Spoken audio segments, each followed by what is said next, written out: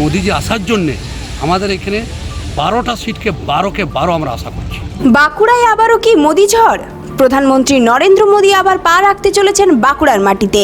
কবে, কোথায় এই সভা, কেমন চলছে প্রস্তুতি, আর কি বলছেন বিজেপি নেতাকর্মীরা, সবকিছু জানাবো আজকের এই বিশেষ প্রতিবেদনে। সাথে দেখে নেব সভার প্রস্তুতির বর্তমান ছবি এবং কর্মীদের উচ্ছ্বাস।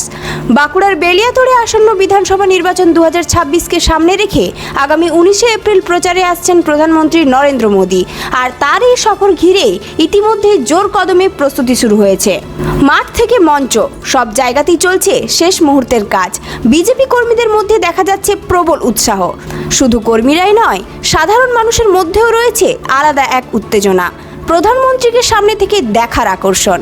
অন্যদিকে প্রশাসনের তরফে নেওয়া হয়েছে কড়া নিরাপত্তা ব্যবস্থা। এখানে আমাদের টার্গেট আছে প্রায় লক্ষাধিক লোক নিয়ে এসে মোদিজিকে পশ্চিমবঙ্গে বরণ করা হবে। তার জন্য এখানে প্রখর রোদে যাতে সাধারণ মানুষের কষ্ট না হয়, এটার জন্য প্যান্ডেল ইত্যাদি আরও বিভিন্ন ব্যবস্থা আমাদের তরফ থেকে এগুলো করা হচ্ছে।